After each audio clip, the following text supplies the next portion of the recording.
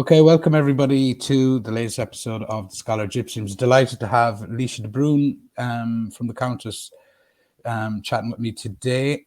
We're going to get into a number of areas around gender recognition legislation and a particular amendment to that legislation that Laoise and the Countess have been working very, very hard on in recent weeks and months.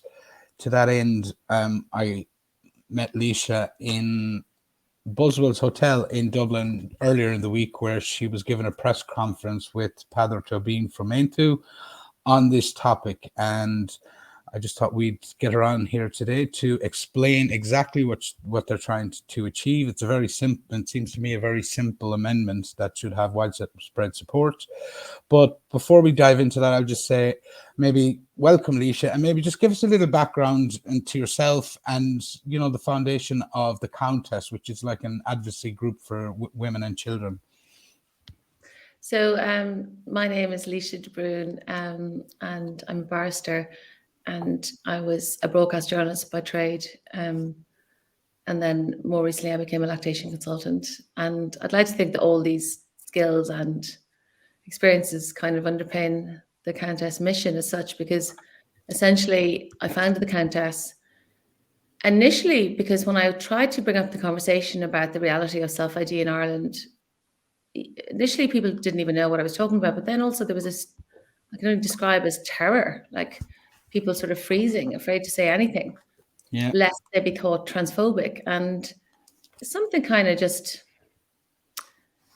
I don't know, I felt something inside me that kind of just, I felt it was kind of chilling. And I remember thinking to myself, I have to do something, because regardless of how you feel about these issues, you can't have a situation where really important, contentious social issues can't even be debated and no one's allowed to express an opinion. So that was the impetus to organise in Ireland. But prior to that, I would have been my entry point into becoming gender critical and resisting trans orthodoxy, trans ideology, was the London Pride protest by a group of lesbians called Get the L Out. And they lay down in front of the march. They stopped the march happening. It was obviously a peaceful protest.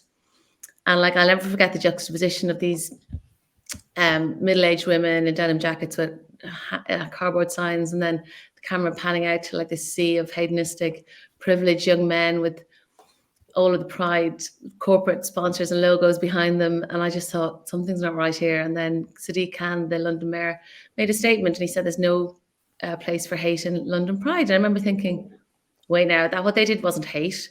And also my journalist head was thinking, why is no one asking the obvious question, which is, what's wrong with them? What are they protesting and why? Mm-hmm. You know, nobody wanted to interrogate the why. So I decided to kind of take it upon myself. I knew that the field was on Twitter. So I consciously kind of joined Twitter and went down the rabbit hole, and I'll never forget. And lots of activists will say this to you, like you kind of go deeper and deeper and deeper, and you realize how vast this is, how deep the cultural, institutional capture is globally, especially around the Anglosphere, how many facets it has. It's the depth of its reach. And then you kind of come up for air. It's like you've been down in a bunker, and it's quite dystopian, I have to say, and it's a bit lonely. And I always say that to other activists and to our volunteers in the Countess, like, never underestimate the psychic load of being the truth teller to the culture when the culture doesn't want to know. Mm-hmm. You know, it is a heavy load. So in order to deal with that, and also because of the vastness of the subject, we scoped very hard early on, and we identified 8 pillars of concern. And they're the kind of the areas of everyday life where gender self-ID, trans ideology impact everyday life. So the obvious one would be single-sex provision. So obviously, if a man can identify into a female-only space, that space is de facto mixed sex, and women and girls have lost their single-sex space. But then there's other areas like sport, like prisons, women's healthcare, which would be around consent around same-sex intimate care, issues like that. And then we also look at lesbian erasure. So we've got a lesbian working group. So all of our pillars of concern would have a working group behind them, working along raising consciousness, and then beyond that, creating content. Everything we do is fact-checked. You know, it's run to the standard of a newsroom, because I think that's really important, because you lose credibility as soon as you put out something that isn't true, let's say. And then our scope is very limited. So we're very disciplined. Like, we won't be found ranting or getting into personality spats or talking about people, like it's only practice and policy. And, honestly, that's not really for everyone. There's a lot of quite dry brain work going on in Countess Towers all the time, and that's one of our biggest achievements has been this bill. And delighted to come here today and to talk about it. No, delighted to have you on to talk about it. I suppose just before we get on to talking about it, when you set up the contest, what was the appetite in Ireland like for what you were talking about, for what you were seeing and what you thought needed to be done? You mentioned activists there. I had to set up the contest completely in secret. Like, it was done fully in secret. And to give you an idea of the terror and the fear that people had, and some still do, I work with women whose aliases I know and no one else know. I know their real name and everyone else knows their alias. Like, initially, people were so terrified of being seen to be gender critical in Ireland that, like, it was very hard to find people online because they would never have anything that could give them away. You'd have to just go through their timeline and see. There was a real fear that we would have people pretending to be gender critical who were actually trans rights activists. I never really bought into that because I think that takes a lot of effort to do that. But in terms of the appetite, in terms of the culture, like, within 8 days of launch, we launched in September the 29th, 2020. Within 8 days, a hit piece was written about me in the Phoenix magazine, which effectively doxed me. And from that point onwards, like, I was out, but it was a real, very personalized hit piece saying we were far right and we were transphobic.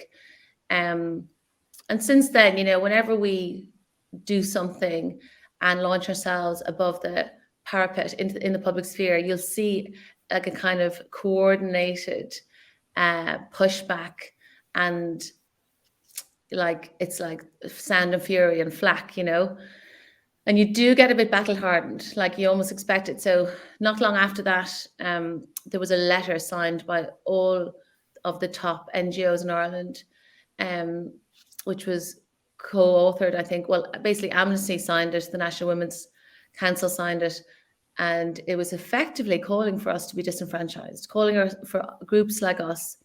It was very clear they were talking about us, and then the now disbanded but had recently formed LGBT Alliance Ireland. And it said that these groups should not be afforded political representation or media representation, in a direct contravention of our rights, our fundamental rights under the UN. I mean, it was extraordinary overreach. And I remember reading this, like, it's one of these long, thousands and thousands of word, kind of word salady piece with awful grammar and punctuation, I might add.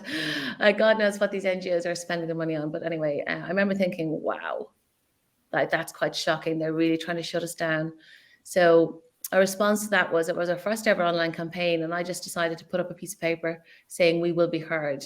And I put my face into it because I'd already been doxxed, but loads of women just put the piece of paper up. So it was a way that they could hide their faces, but still have the placard. And it went viral and trended in Ireland, UK and America. Because it just hit a nerve. And that kind of, I feel like that campaign, that first Countess campaign, really ended the era of no debate, because once people were able to talk about it. And then since then, like, that's been kind of our goal, really. Our initial mission was to empower the people of Ireland to discuss gender self-ID and the GRA and trans ideology and how it impacts everyday life. And I think we went beyond that probably in the first year, because I feel like the conversation moved off Twitter into the everyday. The genie was out of the bottle and people started to discuss it, at the school gates and in the pub. And once that happens, trans ideology doesn't really stack up. There's a complete dearth. There's a complete dearth of any intellectual heart to it. The theoretical framework is just built on sand. I mean, it's the new religion, really, isn't it? Which I know you've had Colette on to talk about, but I read something recently that said, or I saw someone's submission, and they were saying the reason it's taken hold and been so successful in the Western world is because it allows you to enjoy all the psychic benefits of being in a religion without ever saying you're in a religion. I think that's true. Yeah, no, I like. There's definitely links to. I think there's definitely links to that.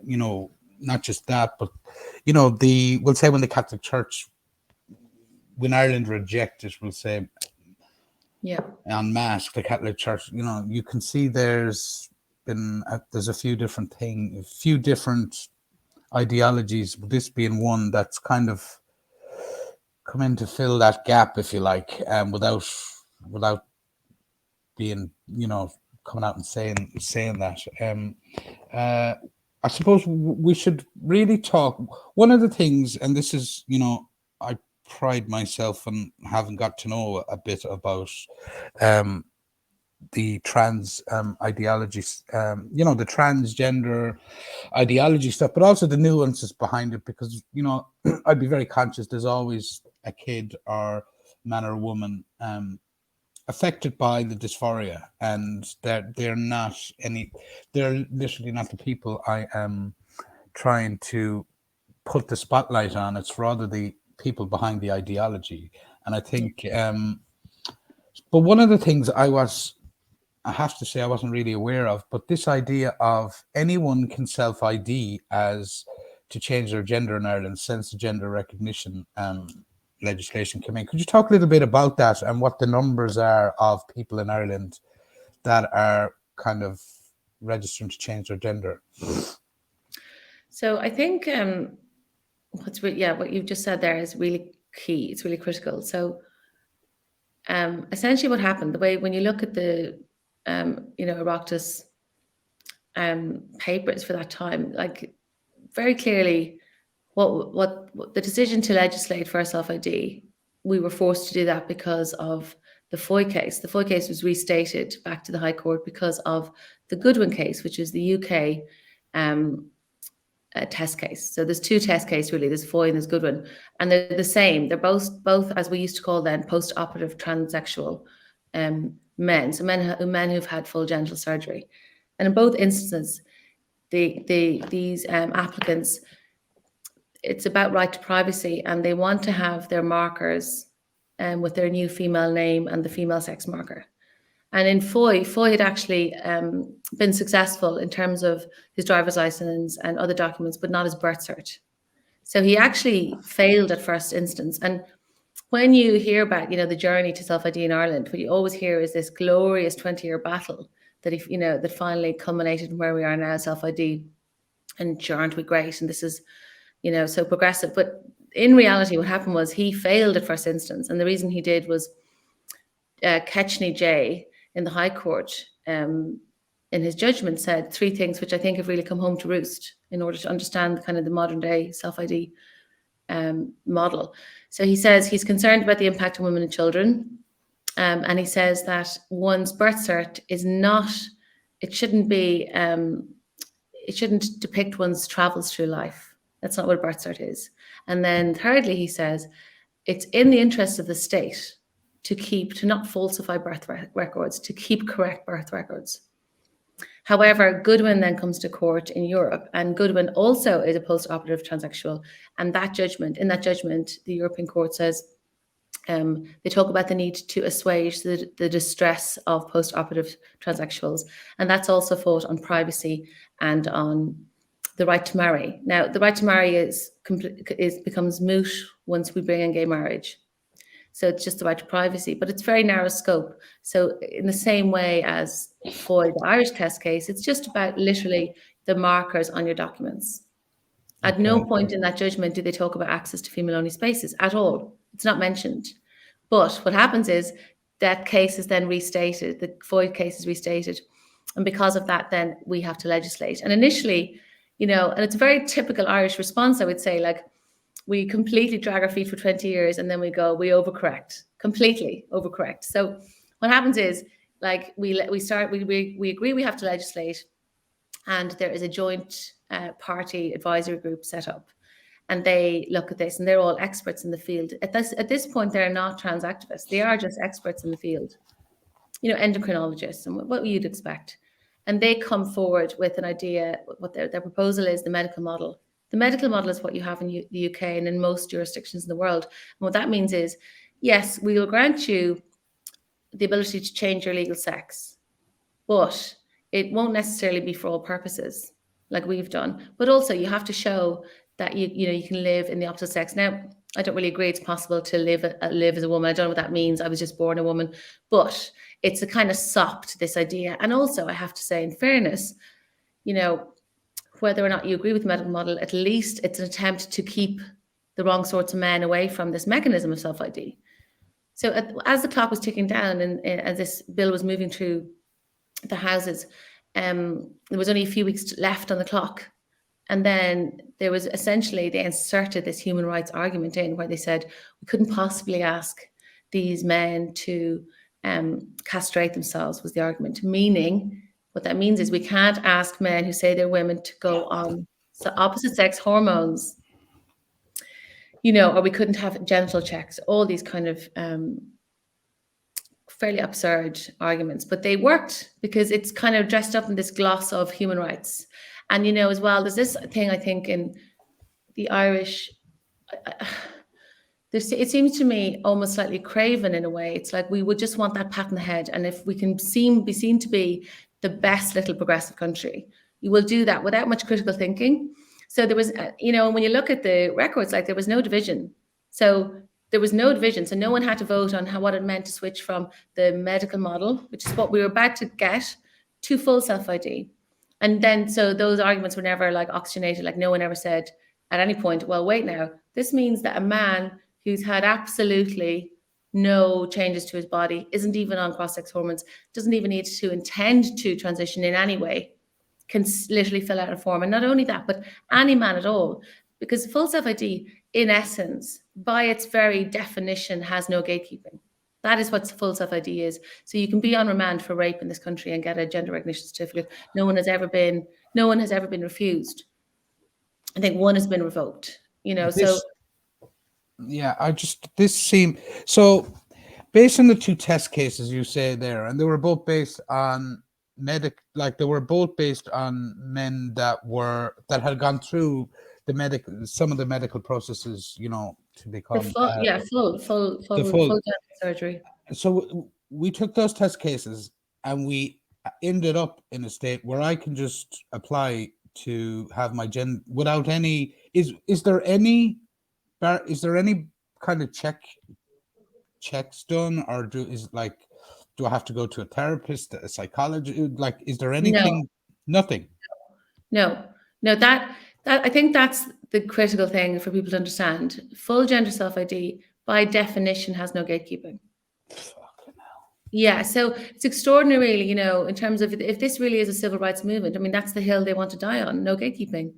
And like we at the Countess, we have long regarded the granting of a gender recognition certificate in this country as an access all area pass for predators, for transgressors, for sports cheats, and for chancers. And of course it is. I mean, why wouldn't they use it? Mm-hmm. And to your earlier point, like it's not just that this law is in place, and therefore what we saw since it came in 8 years ago is like all of our single sex spaces are kind of overrun with bogus gender recognition certificate holders. That's not how this works. That's not the playbook. What they do is they get this law into enacted, and then it operates within an ecosystem of full cultural and institutional capture. And then they also start to indoctrinate children. So it's kind of this multi-layered approach, which is quite extraordinary. So it's not just about the actual black letter law.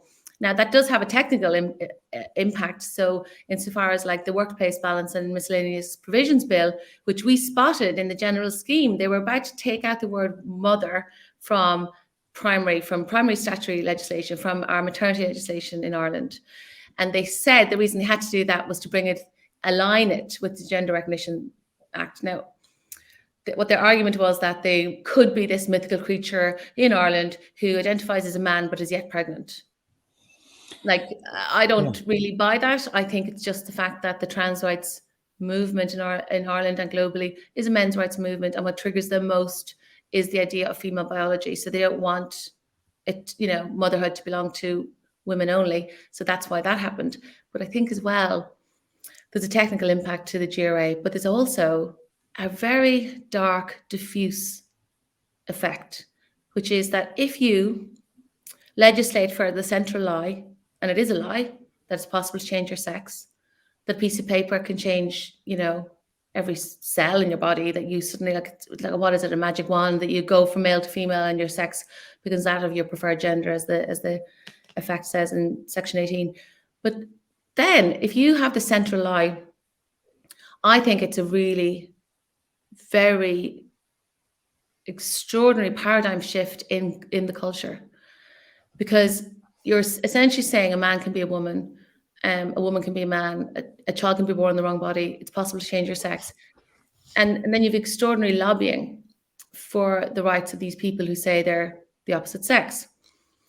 And that becomes so successful that then you end up in a situation where Pennies doesn't even have girls' changing rooms anymore.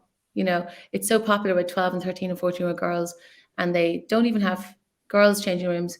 It's all mixed sex. And of course, men are going into those changing rooms and putting their cameras, their phones underneath the curtains and uploading that footage onto Pornhub.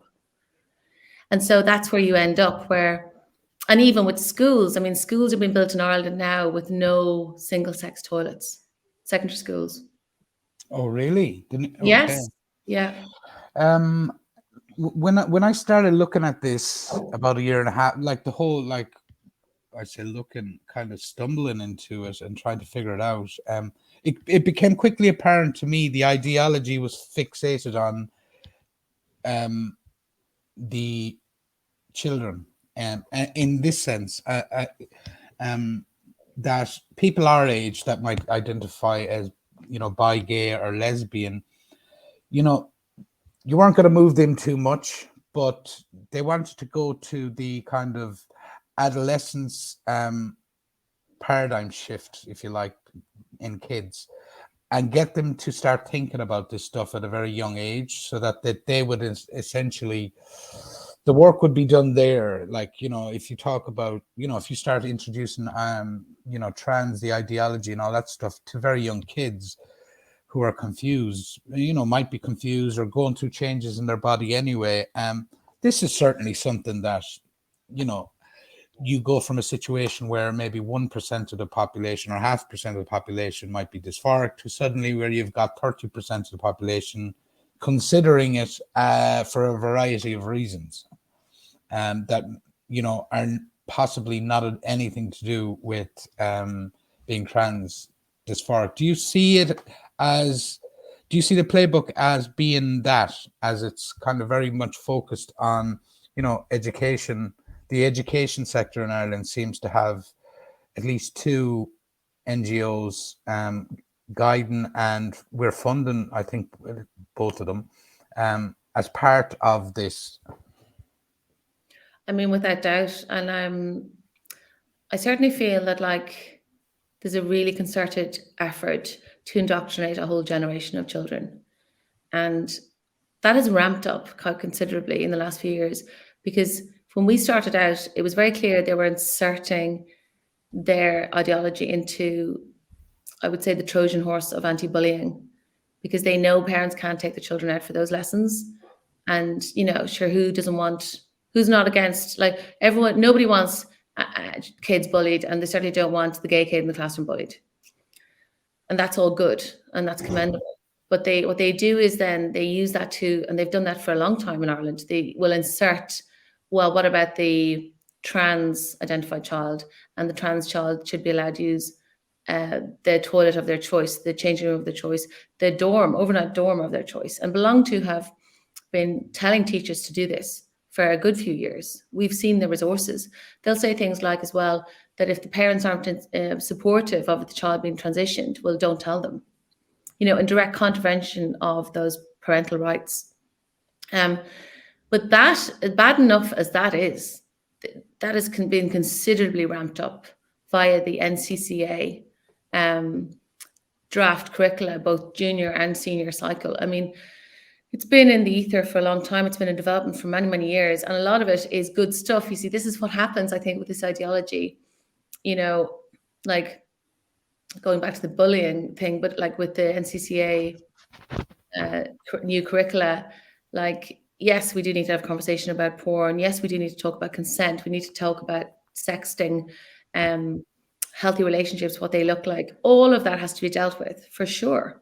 But then what they insert then is things like the gingerbread diagram. I don't know if you've seen it, but it's shocking. Like it's this kind of cartoon gingerbread man, but it's not a man, it's not a woman, and it has a pink or a blue brain and three symbols, which are male, female, or both for the genitalia. It's this idea that we can kind of slice and dice our body parts, and that we can be either male or a male or female brain trapped in a male or female body. I mean, it's just so insulting, really, and aggressive. But this is being pumped out, and it's coming to a classroom near you.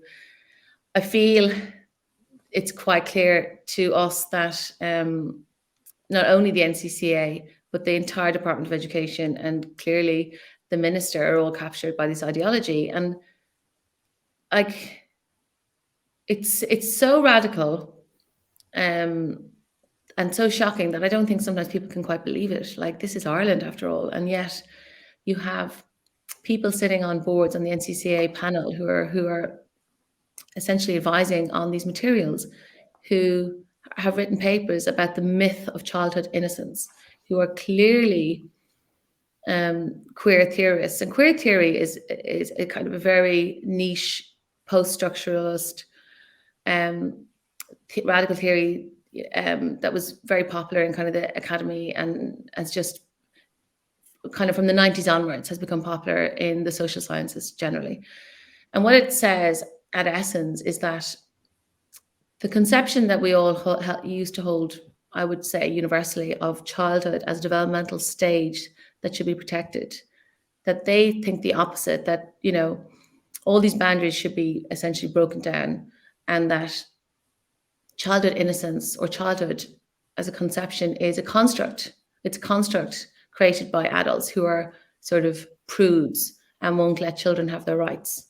And I think you're getting into very dangerous territory when you start speaking in those terms. And it is quite shocking that there are, you know, this is clearly underpinning certainly the senior draft curriculum in Ireland, alongside other very radical theories like critical race theory or social justice theory, which, you know, I don't think are particularly helpful. Like I would be a structuralist, as in I understand structure. I understand there's a reason that there's more, you know, Black men held in custody or who die in custody, or I understand structure. I just don't. I'm just not a fan of post-structuralism, which says things like, you know, the use of the word is the actual harm done.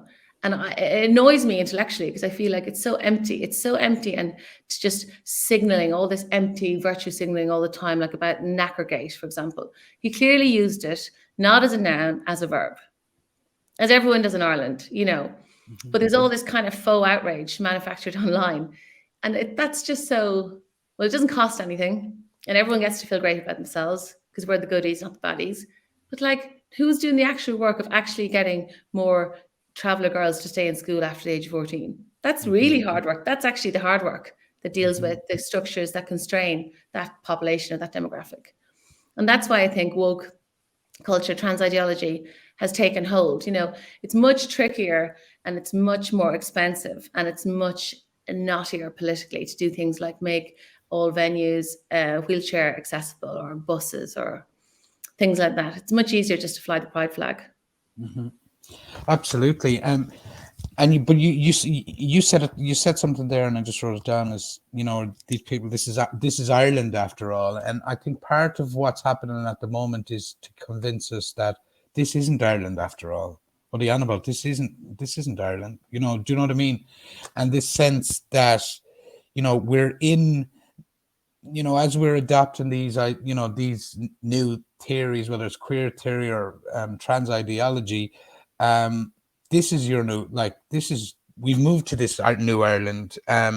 You know, the old one is gone. I don't know what you know, it's almost like we don't talk about that, even though I have started to make the line in the sand between Dublin and the rest of the country now, because just for my own thing, is 80% of the country, more probably, think the majority of this stuff is like crazy. Yeah. And just to move maybe even to that point, and the piece of legislation, the amendment you're trying to make. I said this, the amendment you're trying to make to the Gender Recognition Act. Maybe talk a little bit about that. So essentially, there were two schools in the global movement, the kind of grassroots resistance to trans ideology, which exists here. I would say the UK is the crucible of it, really, and the US and Australia and New Zealand. So there's different ways to approach this. I've always wanted to approach it legislatively because I think that's what we have to do, because that's how it came in, top down. But a lot of people want to just repeal, and what I always feel is like, oh, of course I want to repeal. Like, who doesn't want to repeal? Of course, it's an affront to me as a woman and all women and all grandmothers and everyone. We're all birthed from women. It's an affront to us to say that a man can say he's a woman. Of course it is. It's an insult. And it's an appropriation. But, we are who we are. We can't go past Goodwin legally. And so my idea was to tackle it strategically like the other side have done. And sometimes with activism, it's not going to be the glorious, you won't get the kind of glorious win, but you have to be able to identify a win. So my idea was, okay, what can we do? What's the emergency? The emergency for me is that there are pedophiles and rapists, and they don't have to be pedophiles or rapists, but sadly, these are the types of men who are using self-ID to gain access, to avoid spending their time in Mountjoy, and why wouldn't they? And to get into the women's wing in Limerick. So I said to myself, well, I need to try to stop that and retroactively get them out. So what I did was I drafted an amendment to the Gender Recognition Act by reading it closely and realizing I could just limit the scope of the effect of the gender recognition certificate. Because funnily enough, and this goes back to my point about trans ideology being a men's rights movement, it's limited in terms of your pension. So if you're a man who becomes a woman, you still get your pension that you had when you were a man, which tells you everything about, where the locus of power lies. But so my idea was to limit the scope, so to unlatch it from the prison rules. So that essentially, I've tried to be very minimalist. I'll show it to you here, it's here somewhere. What it says now is that essentially that it won't change your sex with regard to the prison rules, because the prison rules already state that it provides for the sexes to be separated when it comes to prisons. And that, in fact, is a 200-year-old policy. So, like, one of the many unintended consequences of gender self-ID in Ireland has been a reversal of a 200-year policy. Like when Elizabeth Fry brought in, and the reformers brought in, via the Jail Act 1723, it was explicitly to protect female prisoners from male prisoners. When you look at the data all around the world, not just in Ireland, but in all self-ID jurisdictions, trans-identified male prisoners are 4 times, roughly, it depends on where you're looking at, but approximately 4 times more likely to be sex offenders than the rest of the male population in prison.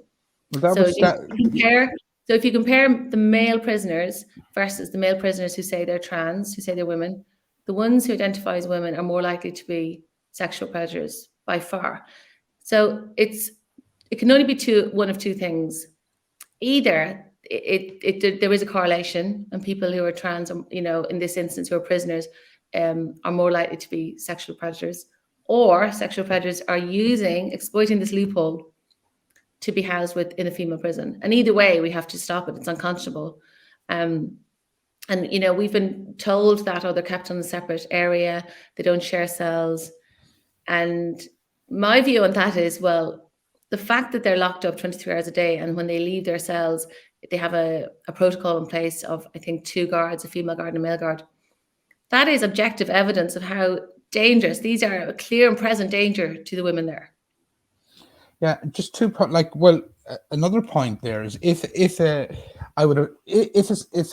sexual predator managed to self-ID as a woman, get himself into a women's prison, how much, like, from the point of view of that predator's chances of addressing the core whatever you want to call it, evil or whatever inside of them. They're like, even if they never meet a woman in that prison, the pleasure they're going to derive from having kind of got themselves in a situation that's so close to women that they're attacking. The other point I want to say is, I couldn't believe the statistic you had in that policy research. 56 point something % of trans identified. Yeah.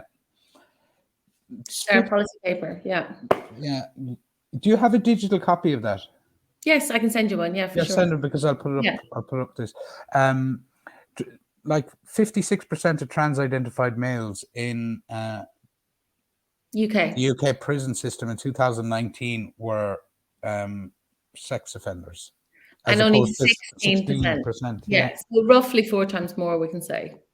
What do we have any idea of what the stats in? Do we have any stats about Ireland in this regard? We have crunched them, and it correlates as it does in America. Like in America, they've allowed them to fully mix. They've actually allowed over 300 men be transferred into the female estate in Jersey and in California, and like it is terrifying listening to the voice messages when they speak to advocacy groups on the outside. They make phone calls. They're just terrified. They've been handed condoms. It's just like, how did we get here? How did we get here? I call it like the upside down, where we used to lock away rapists and pedophiles to keep women and children safe, and now we're putting those men in with women. There's been 4 pregnancies in Jersey in the female estate. Like, I wouldn't say I'm cynical, but I do think that trans ideology has pushed really hard for this in prisons, because there's a sense that, well, the culture is being boiled like frogs, but also like, are we going to erupt and protest, or are those women already so dehumanized that people will think, well, like I was asked by a public representative, but Leisha, do you think they mind? Or like, there's a sense that they're hard shows anyway. And which, and that's what we've tried to do with our policy paper, because we really wanted to bring to light and to rehumanize these women. 85% of these women are mothers. Only 5% are violent. They're inside for crimes they typically do 3 to 6 months. And it's crimes of poverty. They're victims of coercive control, victims of male violence their whole lives. Like in the UK, the stats show that 69% of these women, incarcerated women, will have a traumatic head injury. 69% of them. Just from being, beaten up their whole lives. There's a huge rate of being victims of sexual abuse, child sexual abuse, male violence. So for me to put men in with them, even if in like the Irish situation, they're on a different floor, like Paddy O'Gorman has done extraordinary. I'd love you to speak to him, actually. He's done really good journalism around this. And what he was able to show was, they're on the landing above, but they're shouting sexualized threats and abuse and intimidating them, from that landing. And I don't think that's acceptable. It's a win for them, like in a sense, like if they're like in a sense, it's a thrill that they've been where they are, like in part of their, like I would say, this is an opinion now, but it's a thrill that they've gained the system basically, and they gained the law. But I suppose one of the things I want to ask you is, but before I ask it is, when you put the basis, I put the base facts to a politician yesterday. I says, we have an advocacy group, really smart woman, having to go through all this research, produce a policy document, time, effort to get men out of women's prisons. Like, if this is in the intellectual kind of horsepower that's having to go in to make like tiny change, like this is silly. But I suppose one of the things I wanted to ask is how anyone that's watching this, because I know, in fairness to Aintu, they have, Peadar Toibin stepped up, and you did that joint press conference earlier in the week. How can somebody that's watching this help get this amendment? How can they help you to kind of get this amendment brought through? Is there anything they can do to help? I think in Ireland, we should never, ever, ever underestimate how vulnerable TDs are with regard to their local constituency, and we should pull that lever always, like get a meeting with your TDs and talk to them about this bill and talk to them about self-ID generally, and all the other issues like sports, like toilets, changing rooms. But with regard to this bill, I mean, all we need is 10 co-signees to get it to the next stage. I would really hope we can do that. I would be quite, quietly confident that we can. But in terms of the pure arithmetic of it, like, it's not going to get voted by government because it's an opposition bill. So like, it won't necessarily get through, but it's a messaging bill. And I see it as a really powerful, like, flag in the sand. Like, it's the beginning of an offensive, if you like, fighting back against this. Like, because to be honest with you, like, we can't even keep up with the deluge of bills and policies from their side, and the kind of tone deafness as well. Like, we organized on the ground and ran a campaign around the NCCA consultation, and they had an unprecedented number. Like, they had 4,000, I think, applicants, and the majority of them were concerned about trans ideology. But then they'll come out and say things like, oh, this is campaign style or petition style campaigning. Well, I mean, how dare they, frankly? Like, we're doing this unpaid. Why shouldn't we be organizing on the ground? Why shouldn't we be informing parents? And parents have really robust rights under the Constitution. But I mean, I think the key thing is to have the conversations out loud, in public, in real life, off Twitter, and like, that was always my core aim with the Countess, like, to provide a framework for the conversation, because the conversation can feel fraught and frightening for people, and they don't want to step into the fault lines. But really, we try and provide that framework whereby we can just, like, we're not anti-trans. We want people who identify as trans to live their best lives.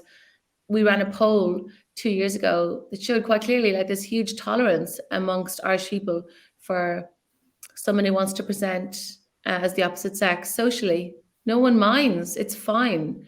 It's when they then say that they get to, when it comes to male incursion into female-only spaces, into sports, and obviously when they come for young people, that's when people push back. And that's the kind of fault line. That's the conflict of rights. Like, essentially, the modern day trans movement parades itself as a civil rights movement and tells the people that it's a bit like gay rights, and of course, who's not behind that. But like, in actual fact, it's an aggressive men's rights movement that is dismantling the category of female in law, in sport, in biology, and in reality.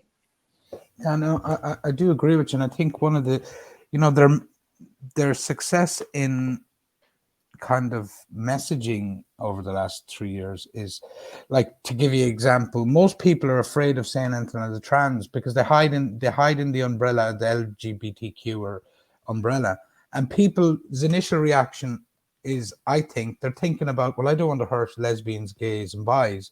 When you go down into this stuff, it's very clear that it's the trans that are driving the whole bus, and I don't think most people, or seems to me anyway, I don't think most people realize that, in terms of, I interviewed an Irish girl maybe 4, 5, 6 months ago who was who described herself as a trans radical activist at one point of being in Belong To when she was a teenager, but kind of got spat out the other end, figured herself out. But she definitely described that, as a lesbian, she felt that she was more afraid of trans TRAs than she was of someone like me or the general population inflicting hate on top of her head. So, this is another point that people kind of miss, I think.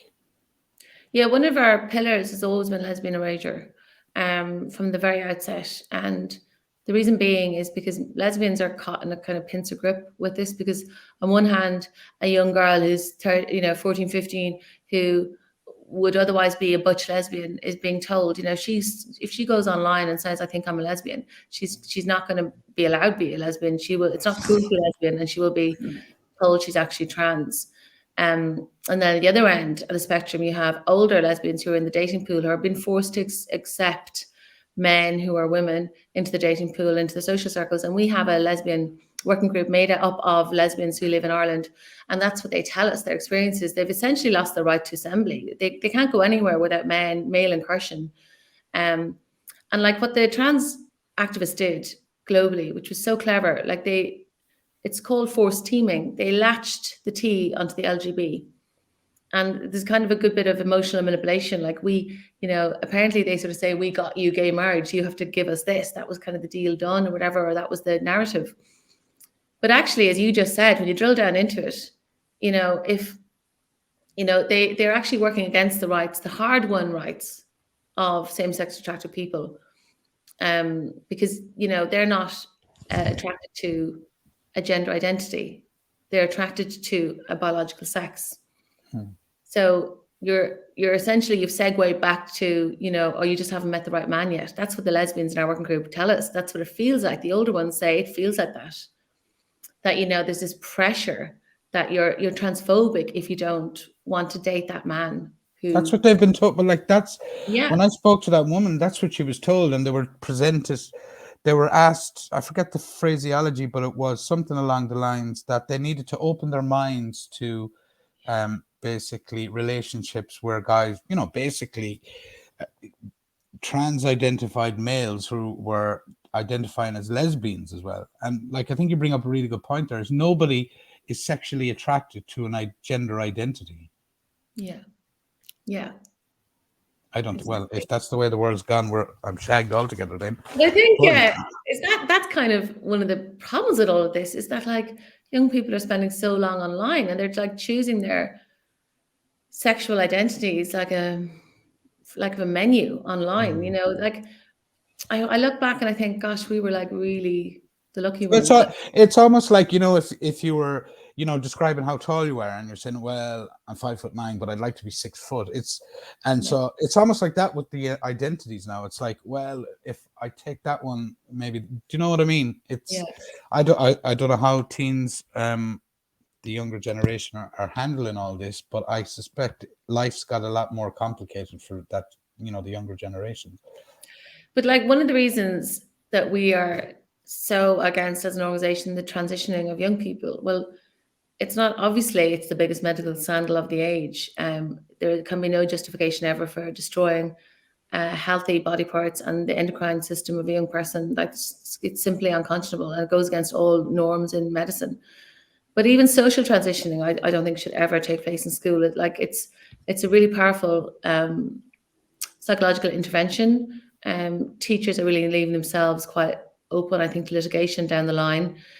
But also, 80%, at least, if not 90%, of those young people who are experiencing gender nonconformity or gender questioning will turn out to be gay if they're just allowed, go through puberty. Their natural puberty. Puberty is the key. Puberty is the cure, so their gender dysphoria will desist, but also they'll just turn out to be same-sex attracted. So if they take the path down towards puberty blockers, and after all, there's once you're on the puberty blockers path, it's not a time to think. It's not a filter. It's actually a funnel. Like, it's a fast track towards same cross-sex hormones. Then you're in a situation where if a girl's on testosterone for only 3 months, she has male pattern baldness, hairs on her back and her chest for life. Her voice is broken for life. There's no way back. These are irreversible changes. So I think, like, Alicia, I have to say, I think a doctor that would prescribe the puberty blockers to under 18s should lose their license. That's my opinion. This is not. I think we're gone past the point. I think one of the problems we have, not problems, but we need to be clear. Like, we're getting to the point where if we don't say no now, if we wait 6 months, we're going to have to say no even stronger than we're saying now. The longer this goes on, because the more damage that's done. Is that I can't see any situation. There's no studies. There's no science to look at the potential long-term damage you're doing to a child if you put them on puberty blockers when they're before they hit puberty. Is that? Yeah, I mean, the Kira Bell test case in the UK and the CAST review, the independent CAST review, like at best, it's experimental medicine at best, and there's no data to show that it has any positive outcome whatsoever. And obviously, there's issues around consent and long-term damage, and when they do transition, these young people are medical patients for life. Yeah. And Big Pharma will net 3 million per child they trans in the UK, in the US. So it's a for-profit industry. And I think as well, they're so young in America, especially, they're so young. Like, there's reports now of girls sitting in detransition support group therapy sessions saying, when will my breasts grow back? Well, this is one of the subjects that's never really raised too hard with Belong To and Tenny and all these groups, is what are the percentages of people that, like, I think they indicate that when a teenager or a kid identifies as trans, that like a very high percentage of them never go back or never change their mind. Like, they never change path again. Is that your understanding? No, I think it's in the interest of the trans lobby to essentially silence the detransitioner's story. They're the canary in the mine. They're the ones who are filled with regret. And it's no coincidence that it's around age 24, 25, when they reach full maturity mentally, when the frontal cortex is fully developed and you've gone through puberty and they haven't gone through the puberty they were supposed to go through, but like mentally you're less impulsive and you're more settled in your personality. And we all remember that stage. Like, the job of adolescence is to cycle in and out of identities. But unfortunately, we're allowing children essentially and young people to make decisions which will destroy their lives. I mean, they're talking about the detransitions will say things like, I mutilated my body. And of course, girls who fully transition will be sterile and they will never orgasm. So they'll never conceive and they'll never orgasm. And that, I think it's horrific to ask a young girl to make decisions where that's where you end up. But it's ridiculous. We're a society where we're even entertaining the notion of these things. Like, I personally speaking. So, Leisha, in terms of I just want to ask you a question on the self-ID. If you get a gender recognition certificate in Ireland today, what can you do with it in terms of, can you change your birth cert, your driver's license, we'll say your social security stuff? Yeah, everything gets changed. So the Irish government will issue you a new birth certificate? Yes. Oh, for fuck's sake. Yeah, and actually, do you know what? We asked this question in our Red C poll. We did a Countess Red C poll 2 years ago, and I dare say the results will be much stronger in our favour even now, because the people are waking up to the knock-on effects. But even then, 2 years ago, and I think the conversations were only bubbling up then, 17% of the Irish public only, so fewer than 1 in 5, agreed with the law as it stands now, the falsification of birth records, without any surgery, without any medical transition.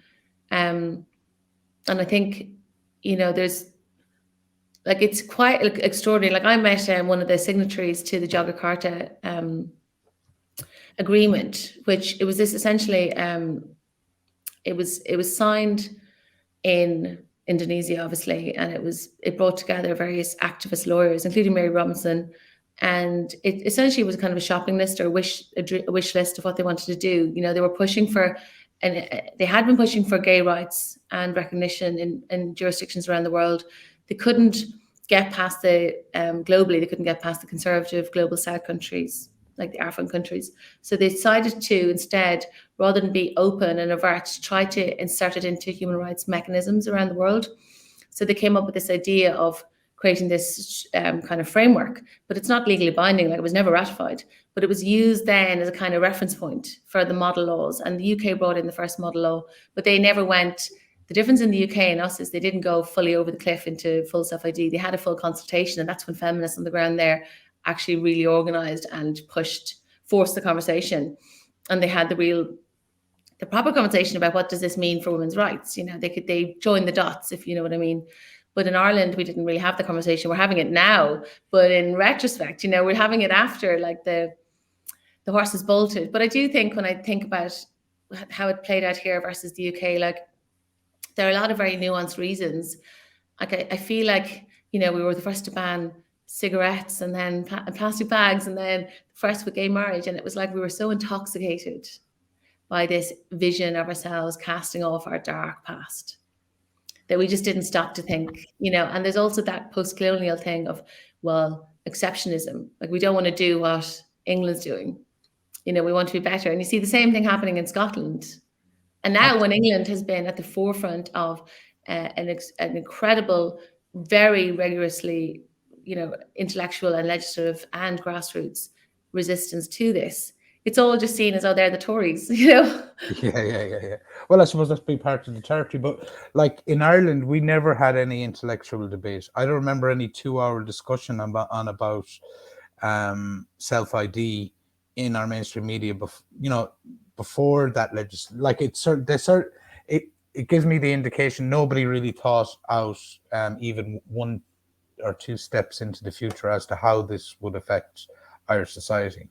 And it's also, I have to say, I do blame the media for this as well, because they are kind of a pillar of official narrative generally, I would say. But this is like the official narrative around trans orthodoxy is that nothing to see here. There's no conflict of rights. This doesn't impact all of society, and also that like it's always told. The tale is always told through the sort of emotionally sort of manipulative first person. My struggles, my distress, my journey. Like that's all very well, but that's no way to make policy. Policy should be based on the common good. Absolutely, but I think in this instance, the media are probably even driving the bus for the government in terms of. I think their foot is on the gas even more, and politicians are following suit, are falling into line. Maybe is the way to say it. But I do like what I suppose if there's a silver lining to the cloud is my thoughts recently is that ordinary people, everyday people around me are asking all tough questions on a range of things. I've never seen more people activated on what legislation is going through Dáil, the Dáil and stuff like that. When I go back maybe 10 years and I was following politics, like mainstream politics and mainstream thinking, I never looked into what legislation is going through the Dáil or what they were doing really. But I do get the sense a lot of people are waking up to it, like a lot of things. Yeah, I agree with you, and I think hate crime is a really good example of this, like whereby I think the government expected a slam dunk, and it's a bit like, whoa, no, actually, it's not going to be that easy. Now it probably will be pushed through, but it's that nice feeling, at least for us on the ground, of, well, you cannot say you didn't know, and you are on notice, and we've had a really powerful interventions and amendments moved by like the likes of Ronan Mullen, Senators Ronan Mullen, Michael McDowell. We did a rally outside. I made a speech. Like I feel like there's a very creeping authoritarianism coming in this country. I can feel it. Like even the day I went up to your press conference, and I purposely parked my car in the car park I used to park it when I worked in City. And I got out of the car park. I could see the buildings covered in pride flags. I said, "Oh, that's interesting." I walked down the street, and on George's Dock, the old PricewaterhouseCoopers building had scaffolding up, and it has, "Oh, here's your 15-minute city" message on that building. And I said, "Jesus, that's another thing." But when I was walking through Dublin that day up to Kildare Street, there was the atmosphere of the city was just, it seemed like slightly weird. Like there wasn't any, it maybe it was just the day that was in it. It was very much contained. There was no, spontaneousness to it or something. But so when you're talking about things like that, I think we have a population that's self-censoring, Yeah. and still in some sort of unidentified pandemic trauma in Yeah. terms of behaviorally, I think. So when it comes to things like speaking up or doing things that we as a people would have normally done, there's this mechanism stopping certain people. But I do think it's starting to change a little bit in the last couple of months, and especially on the hate speech stuff. Yeah, and I actually think that, is it any coincidence that hate speech has been pushed through now, just as we're starting to have a proper debate on these issues? You know, like, I wouldn't have any qualms about viewing the hate speech bill as essentially a mechanism to copper fasten trans ideology onto the culture. Like, and I would view hate speech along with the other suite of bills, like there's the Gender Recognition Act, but then in all self-ID countries where they bring it in, they also then bring in these other suite of bills. They're cut and paste. They're the same in every country. Hate crime, hate speech, hate crime, whatever. Just expanding it down to children, expanding it outwards beyond even the need for certification by inserting it into either human rights law or collapsing the gender ground inequality legislation.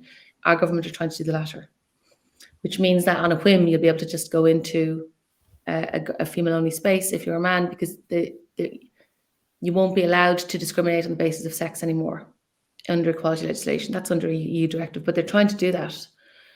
They try to expand it down to children, downwards to children, and then they try to make it unlawful for therapists to not affirm young people. And that's about to come in as well, the anti-conversion therapies bill. So these are these 5 bills you see in all of self-ID nations. And I think it's an aggressive attempt to kind of copper fasten it down, to force this ideology onto the people, onto the culture, because otherwise, like, it's almost like, would it be just laughed at, or would it not be taken seriously? They have to make dissent unlawful across all sectors. That is my view. That's the way I would look at this. That's how it operates. That is the playbook, and that's why hate speech is brought in now, so that, like, I don't know. I mean, I don't intend to stop doing what I'm doing, but clearly, anyway, like I see this whole issue as a bona fides public debate that needs to happen. But under hate crime legislation, I don't get afforded protected status, but trans-identified people do. And they get to say what hate is, because it's perceived hate. The test is perceived hate. There's no definition of hate. So they can say, oh, I read her policy paper and that makes me feel unsafe, and that is hate speech. Or, basically, in other jurisdictions, just essentially telling the truth and talking about material morality has been deemed hate speech by those lobby groups. So, well, when you have the lobby groups and the political class in bed with each other, they're like, in terms, it's not like a fair. It's not like a fair hearing in a court. Like, you've got two, and the media. So if you're somebody outside of that dissenting on whether it's the trans ideology stuff or what's going on in immigration or whatever it might be, is the tables are stacked against you, like. Yeah. And so people will just stop talking. I sort of feel like, in a way, when are we just going to, like, build a state? Like, it's 100 years now, and we handed the keys really to the religious orders, and now we've moved on to supposedly a whole new epoch, which is progressive, but in fact we just handed the keys to the NGOs who are not elected, not representative, who's like, they're funded by us to, in the instance of trans ideology, essentially indoctrinate children and oppress and erode, women's rights and child safeguarding. Like, that's extraordinary that we are literally funding those measures effectively, because that's what the government are being told to do. And I think as well, it is systemic. Like, well, it's systemic. I didn't know deputies read the hate crime speech. Like, why didn't they read it? Like, why? No, because I'm there. There's a surface. There's only, you scratch the surface of a lot of the politicians, and what surprises you the most, for me anyway, is how little they know, how little they are aware of what's going on, and in terms of piecing different things together that are going on and looking at them together as a problem for our society, a few are starting to kind of maybe wake up a little bit now, but I don't know if that's down to intellectual incuriosity, or whether they're just too busy, or whether they're getting fed information from advisors, NGOs, and they're just, consuming it. Or they're saying, oh, give me something that you say something maybe here today that somebody doesn't like, and they go to advisor, oh, give me something that will hit back at what Leisha said there, and they'll produce some piece of gobbledygook in response. I do think we need to build, like, I think we need to start looking at how we build a new state. Like, as I think the corruption levels are at the point where it's almost you start again or try again, in terms of all of it, like media, politics, our relationship with, multinationals, Europe, all of it. We need to start, I think, talking about all of these things, and not in a hateful way, but like in a way, like, you're destroying families, you're destroying women, children, you're destroying the country. It's in, and I think the thing where immigration has been helpful in the sense is it's very visible to everybody in the countryside now about what's going on in terms of the immigration, in having gone the step too far. It's like the abuser, they always go one step too far, and it's suddenly in everybody's face. Like, you can't avoid it, is the way I would say it. And same with the trans stuff now. Like, I mean, yeah, there's certainly parallels insofar as there's a overreach, at central government, and I think as well, like, the legitimate concerns of ordinary people about matters, like in terms of the conflict of rights with trans rights, so-called trans rights, and women's rights and children's safeguarding. We've been told, like, I've been described, Countess has been described as a fringe hate group of transphobes from the floor of the Dáil by a TD, abusing his privilege, I would say, because we're just ordinary the little people on the ground, unpaid, but like the slurs of TERF and transphobe were used to shut down this conversation. And likewise, I think, the concerns of ordinary people on the ground, quite often in working class areas, they shouldn't be told they're racist. They should be allowed to speak and have those views heard and taken seriously. well, they just, I suppose, what you know it from having set up the Countess. I know it from writing for 2 or 3 years.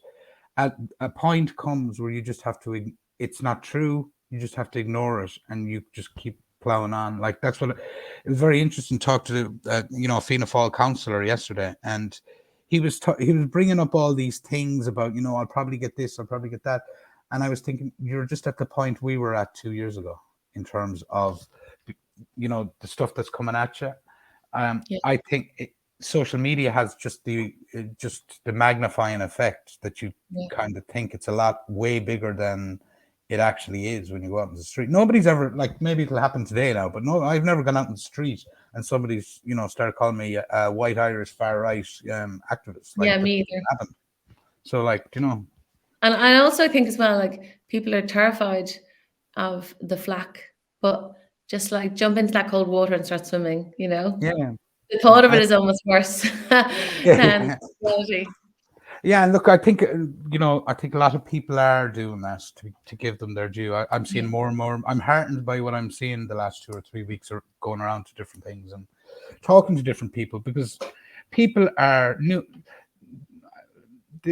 I think the media or somebody's been successful in getting us to question ourselves as something other than what we always have been. Like, we're not racist. We are open-minded. We are interested in other cultures, and we're quite happy to have them here. But we're interested in conversation and talk. So, like, this idea that the race, I don't think this attempt at labeling ourselves with largely American labels, like, I think it's hopefully going to fail. Yeah. So Yeah, I mean, I think I'd love to think there is a kind of awakening, which is the name of your podcast, on the ground, that people are starting to find their voice, That's what we Well, need. yeah. Anyway, I've brought you off on a tangent there that I didn't mean to. Yeah. What was I going to say? I suppose the last final thing, because we're going an hour and 10 here, Alicia, and thanks a million for your Yeah. time. But I did want to be honest with you, I wanted to get your views on just stuff past the specifics of the amendment you're trying to make to the law. I suppose last thing, what would you like people to consider that might be watching this, or how could they get you to the 10 people, or do you have the 10 people that you need to get this amendment to the next level? No, we don't yet. I mean, Aontú will obviously, I hope, try to find 10 co-signees. We do have Carl Nolan, TD, who's excellent. Leash Offaly, she's independent. And then there's Peadar, and then we need 8 more. So Okay, so we'll I see suspect they will be like independent, rural, possibly TDs. I'd really hope we can get there. But I mean, if people can just talk about this to their local elected representative, regardless of that, those 8 signatures that we need, I just think like that's how things bubble up.